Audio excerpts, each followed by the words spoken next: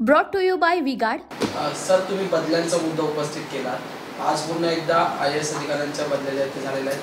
तुकाराम मुंडे 20 वर्षात 16वी बदली त्यांची आज पुन्हा एकदा करण्यात आलेली. ते मला असं वाटतं की त्यांना एकदा अमेरिकेला बदली करून सोडून दिलं पाहिजे. देशात कुठे ठेवलं तरी त्यांचा त्रास होणारच आहे, अशी सगळी राजकारण्याची भावना आहे. ते मागचे असू देत की पुढचे असू देत.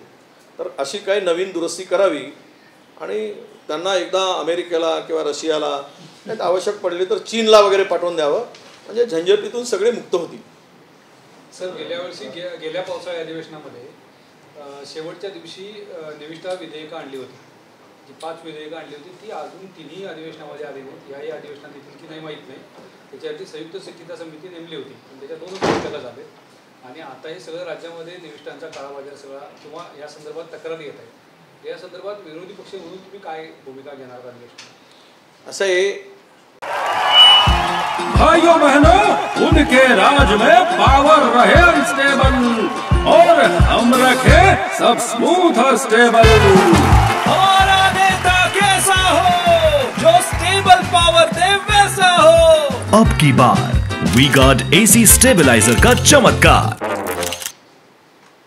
यावर सर्व आज माझी ब्रीफिंग झाली. या अधिवेशनामध्ये याचा जाब आम्ही विचारणार आहोत, याचं उत्तर मागणार आहोत. आणि मी आज आमच्या सगळ्यांच्या बरोबर काही सचिवांना पण मी फोन करून सांगितलेला आहे. आमचं लक्ष आहे आणि विरोधी पक्ष म्हणून ती भूमिका मी या अधिवेशनात मांडणार आहे. सरकारकडून उत्तर अपेक्षित आहे. सर, तुम्ही म्हटलात की तुमचा हक्कांना पाठिंबा आहे. हक्कींची मागणी आहे की ओबीसीमध्ये जरांगींची मागणी करतायत. ओबीसीमधून मराठा समाजाला देऊ नये. जरांगींची मागणी की ओबीसीमधूनच पाहिलं आहे. जर तुम्ही हक्कांना पाठिंबा देताय तर याचा अर्थ असा आहे का की ओबीसी समाजामधूनच आरक्षण द्यायला तुमचा विरोध आहे? हे बघा, मी जरांगेच्या आंदोलनाला पाठिंबा दिला आहे. जरांगेचं म्हणणं स्पष्ट आहे, आमच्या हाकेंचं, की ओबीसीचं संविधानिक अधिकार काढून घेऊ नये, त्यासाठी ते बसले आहेत. उनका बैकअप सिर्फ कल तक और हमारा चांद तक. हमारा नेता कैसा हो जो नॉन स्टॉप बैकअप दे वैसा हो. अब की बार वी-गार्ड इन्वर्टर बैटरी का चमत्कार. आंदोलन करतायत जरांगे पाटील. त्यांचं म्हणणं आहे की आमच्या सगळ्या सोयऱ्यांना द्या, सगळ्या सोयऱ्यांना त्यामध्ये आणा आणि त्यांना प्रमाणपत्र द्या. हे वाद कोणी निर्माण केला आणि याचा तोडगा कोण काढेल? मी जरांगेंना पाठिंबा देण्यासाठी त्यांच्या आंदोलनस्थळी गेलो होतो. मी स्वतः गेलेलो होतो, त्यांना मी स्वतः भेटलेलो होतो. त्यामुळेच मी हाकेंच्याही आंदोलनाला पाठिंबा दिला की दोनही समाजामध्ये तेढ निर्माण होणार नाही. तुम्ही उभी केलेली ही दरी आहे, तुम्ही उभं केलेलं हे सगळं 2 समाजामध्ये वाद आहे, तो सरकारने दूर करावा. नाही तर सरकार जाऊ देत, आम्ही दोनही समाजाचं समाधान करू. ते कसं करायचं आम्हाला माहीत आहे. त्यासाठी मी सांगितलं, राहुल गांधी म्हणतात त्याप्रमाणे जनगणना करा.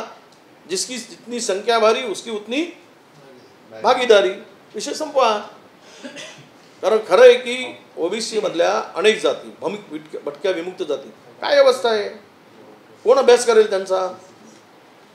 त्या सामान्य छोट्या छोट्या जातीतील लोकांची काय व्यथा आहे, त्यांना कोण न्याय देईल? म्हणून यावर सगळ्या गोष्टीचा उपाय तो एकच आहे. आणि राहुल गांधींची सूचना आहे, त्यांनी सांगितलेलं, राहुलजींची आमच्या नेत्यांनी सांगितलेलं जे उपाययोजना आहे ती अंमलात आणावी आणि सगळ्या समाजाचं समाधान करावं. Brought to you by V-Guard.